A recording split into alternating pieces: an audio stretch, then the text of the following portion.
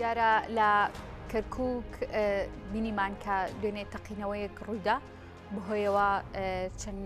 فەرماندەیەکی سەربازی بوونە قوربانی دوای ڕووداوە تیرۆریستێکی ناحیەی ڕیاض وفدێکی ئەمنی گەشتن پارێزگای کەرکووک و لەوێش واتە پامنێری کورسات نیوز ڕایگەیان وردەکا کە پێشنیوەڕووی ئەمڕۆ گەشتونەتە کەرکووک لە عەبدولئەمیر ڕەشید یاڕڵڵا سەرۆکی ئەرکانی سوپای عێراق و قەیس خەلەف محەممەدی جێگیری فەرماندەی ئۆپەراسیۆنە هاوبەشەکان پێک هاتبوون لە سەردانەکەیان لێکۆڵینەوە لە ڕووداوی تەقینەوەکەی ناحیەی ڕیاض کراوەکە بەهۆیەوە نۆ پۆلیسی فیدراڵی کوژران دوانی تریش بریندار بوون دیارە لەسەر ئەم بابەتە لیژنەیەکی تایبەت پێکهێنرا و لەسەر کۆی پرسە ئەمنیەکەی کەرکووک و ئەو خزمەتگوزاریانی کە لە کەرکووکدا دەکرێت کەرکووک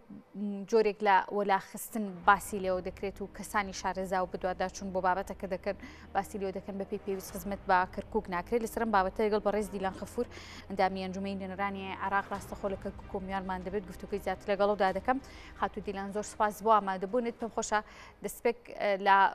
کۆنگرا ڕۆژنامەوانیەکەی جەنابتەوە دەست پێ بکەم دەزانین تقریبی ساعتێک بر لە ئێستا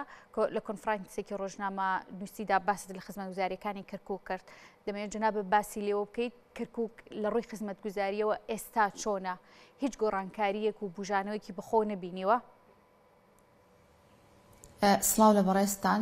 دیارە پارێزگای کەرکووک بە دۆخێکی هەستیارە تێئەپەڕێت ئێستا هەم لە ڕووی ئەمنی و هەم لە ڕووی ئیداری و هەم لە ڕووی گەیاندنی خزمەتگوزاری بە دانیشتوانی ئەم پارێزگایە ئەمڕۆ ئێمە دەرچوونێکی مەیدانیمان هەبوو بۆ ئەو گەڕەکانەی کە ئەناڵێنن بەدەستکەمی خزمەتگوزاریەوە دیارە لە پێشتراوەکو بەڕێز ئاماژت پێکرد من ئەمڕۆ مؤتەمەرێکی سەحەفیم هەبوو لەو مؤتەمەرە سەحەفیەیە یان هەر بەگشتی باسمان لە خزمەتگوزاریەکانی پارێزگای کەرکووک کرد ئەبینین تەحەیوزێکی زۆر وەلانانێکی زۆر بە تایبەت بۆ گەڕەکە کوردەکان هەیە لە چوارچێوەی ناونانی گەڕەکی دەرەوەی تەسمیمی ئەساسی شاریا دەرەوە ماستەر پلانی شارن یان عەشوائین خزمەتگوزاری ناگەیەنرێت بەو گەڕەکانە و تەحەیوزێکی زۆر هەیە بە هەمان شێوە بینین پرۆژەکان لە تەنها لە خوارووی پارێزگای کەرکووکە بەڕێژەیەکی زۆر ئەنجامەدرێ بۆ نمونە لە قانونی ئەمنی غیزائیە لە 135 پرۆژەکان بۆ یەک قەزای پارێزگا کە قەزای حەویجێر دانراوەوە قەزاکانی تری لێ بۆ نمونە دبس و داقوق لە 115 پرۆژەکانیان پێ نەگەیشتووە ئەم جیاکاریە بۆ چیە گەڕێتەوە هێندەی ئێوە بەدووادا چوونتان بۆ کردبێ دیلان خان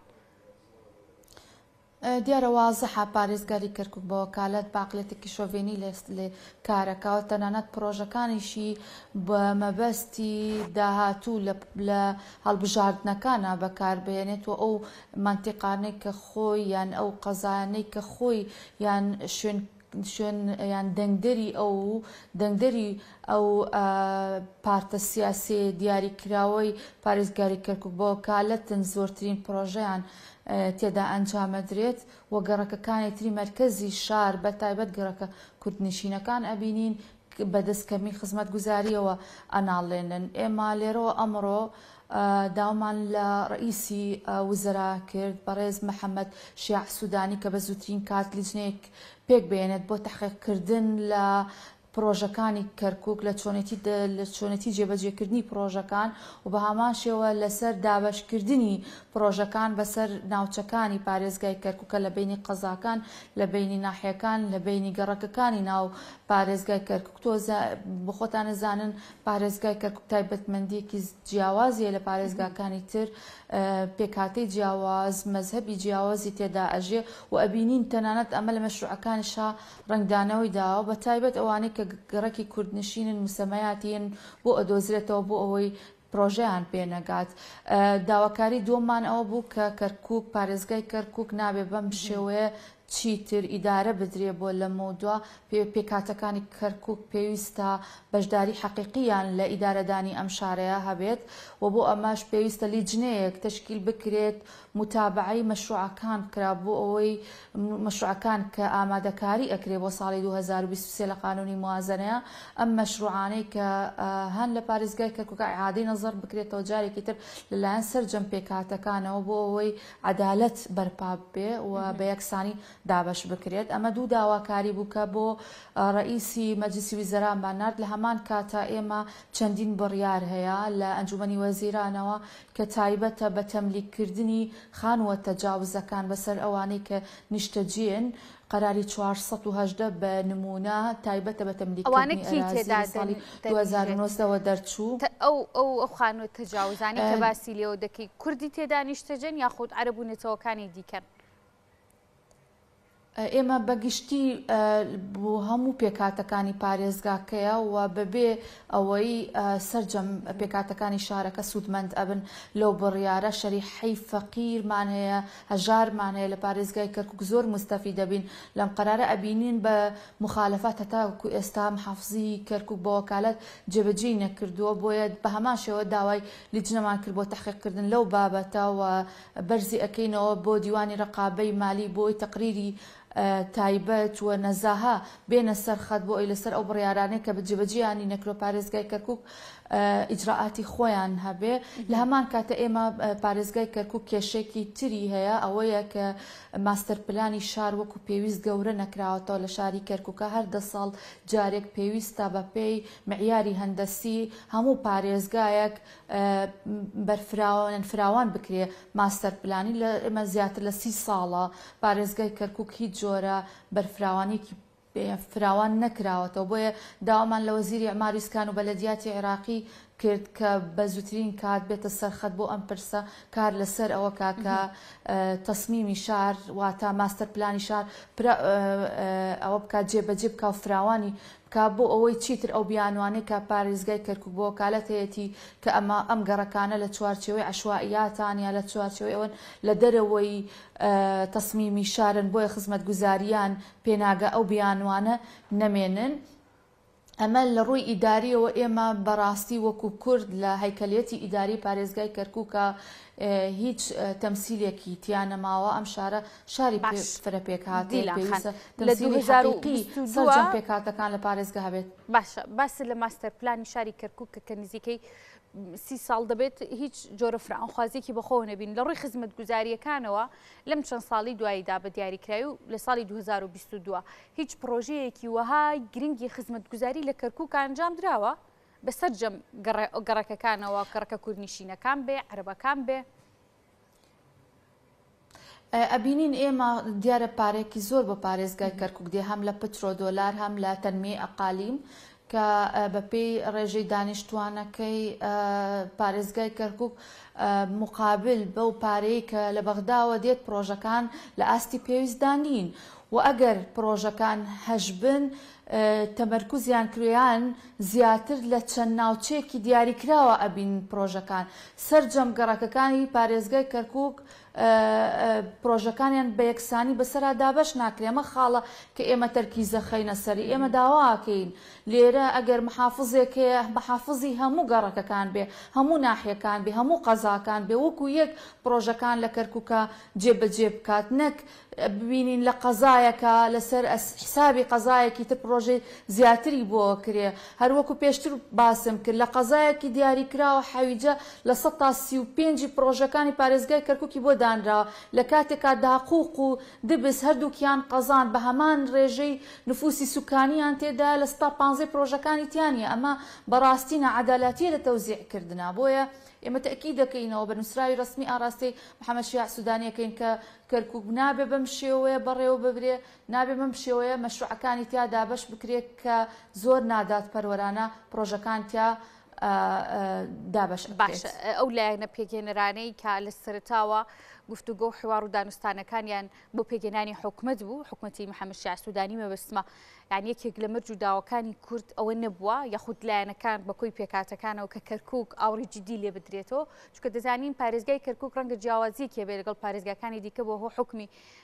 نیشتەجێبوونی نەتەوەی جیاواز ئەو کێشانەی کە لە ڕابردوو تیرۆریستانی داعش و کۆمەڵی کێشەی دیکەی ڕوبەڕووبووەتەوە.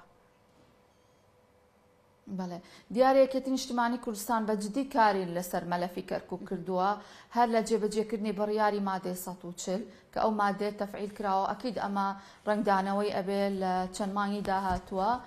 لە قانونی موازنە کاری جدی کراوە بۆ ئەوەی تەخسیساتی مالی بۆ مادەی چلدابنرێت کە ئەمە هەنگاوێکی زۆر باشە و لە ساڵی 2014ەوە ئەم لیجنەیە تەفعیل نەکراوەتەوە.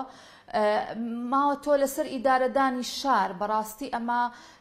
نقطەی خلافمانە ئێمە لەگەڵ حکوومەتی عێراقیە کە بەڕاستی پارێزگای کەرکووک نابێ بەم شێوەیە ئیدارە بدرێت. تەنانەت لە زەمەنی ڕژێمی پێشوشدا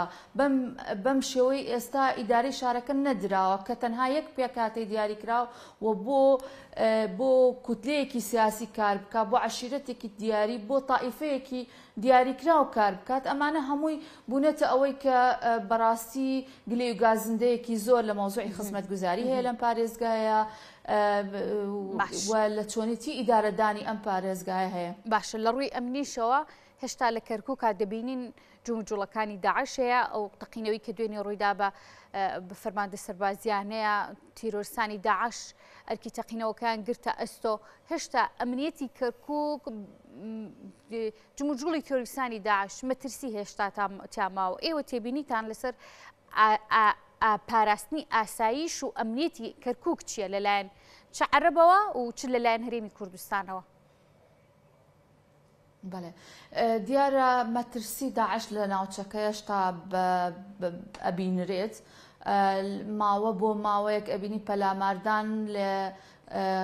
بە تایبەت لە مەناتقی تەماس لەگەڵ داعشە ڕوئەدا، ئیتر لە داقوق، لە حەویجە،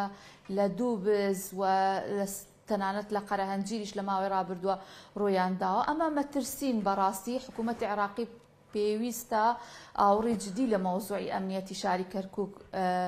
بداتەوە. ئەمەش بەوە ئەبێت کە چەند لیوایەکی هاوبەش تەشکیل بکرێت لە نێوان حکوومەتی هەرێمی کوردستان و حکوومەتی ئیتیحادیدا کە ئەمنیەتی ئەم شارە بپارێزێ. ئەو قیوا ئەمنیەی کە ئێستا پاراستنی شاریان لە ئەستۆگرتۆ بەڕاستی کەمە، قواتی عسکەری کەمن کە ناتوانن وە لە ئاستی ئەوەیانین کە ئاسایشی ئەم شارە بپارێزن. ئەبینی لە بینی نقطەیەکی سەیطرە لەگەڵ نقطەیەکی تر لەو منتیقانەی کە تەماسن لەگەڵ داعشە مەسافەیەکی زۆر یان بۆشاییەکی زۆر ئەمێنێت. پێویستە ئەم بۆشاییە ئەمنیانەی کە هەن پڕ بکرێنەوە، بە تایبەت ئەو ناوچانەی کە لە نێوان هەرێمی کوردستان و حکوومەتی عێراقین کە بۆشایی ئەمنیان پێ ئەو وترێت، ئەم بۆشایانە پڕ بکرێتەوە بەوەی کە هێزێکی هاوبەش دروست بکرێت بۆ پاراستنی